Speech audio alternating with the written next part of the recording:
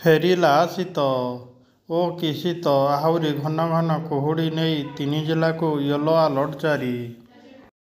ସମ୍ପୂର୍ଣ୍ଣ ଭିଡ଼ିଓ ଦେଖିବା ପାଇଁ ଚ୍ୟାନେଲକୁ ଗୋଟେ ଲାଇକ୍ ଏବଂ ସବସ୍କ୍ରାଇବ୍ କରିଦିଅନ୍ତୁ, ଯାହାଦ୍ୱାରା ଏମିତି ନ୍ୟୁଜ୍ ଆପଣଙ୍କ ପାଖରେ ସର୍ବପ୍ରଥମେ ପହଞ୍ଚିପାରିବ। ସାରା ରାଜ୍ୟରେ ଜାରି ରହିଛି ପ୍ରବଳ ଶୀତଲହରୀ। ମାଡ଼ି ଆସୁଛି ଥଣ୍ଡା। ପ୍ରାୟତଃ ରାତିରେ ତାପମାତ୍ରା ଅସ୍ୱାଭାବିକ ଭାବେ କମି ଯାଉଛି। ରାଉରକେଲା ପଛକୁ ଝାରସୁଗୁଡ଼ାର ସର୍ବନିମ୍ନ ତାପମାତ୍ରା 8 degree, Keonjhar 9.5 degree, Phulbani 9.5, Daringbadi 9.5, Sundargarh 9.7, Angul 10, Sonepur 10 degree ବୁଧବାର ଦିନ ହୋଇଥିଲା।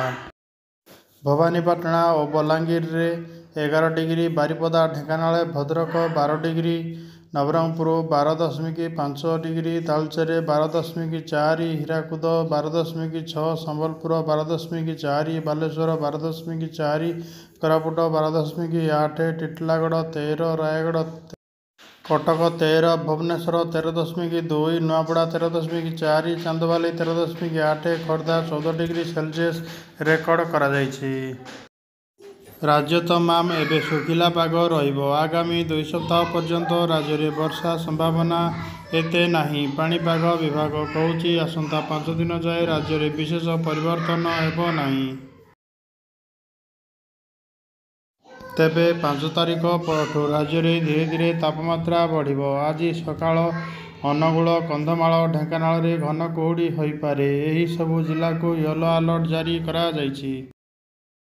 ସେହିପରି ଆଜି ଓ ଆସନ୍ତାକାଲି ସକାଳେ କେନ୍ଦୁଝର, ମୟୂରଭଞ୍ଜ, ଯାଜପୁର, ଖୋର୍ଦ୍ଧା, ଗଞ୍ଜାମ, ଗଜପତି, ନୟାଗଡ଼, ସୁନ୍ଦରଗଡ଼ରେ ମଧ୍ୟମ ଧରଣର କୁହୁଡ଼ି ଅନୁଭୂତ ହେବ। ଏନେଇ ସତର୍କ ଜାରି କରାଯାଇଛି। ବିଶେଷ କରି 200 ମିଟରରୁ କମ୍ ରହିପାରେ ଦୃଶ୍ୟମାନ କ୍ଷମତା। କାଲୁଆ ପବନ ସହ ଥଣ୍ଡା ଜନଜୀବନ ପ୍ରଭାବିତ କରିବ।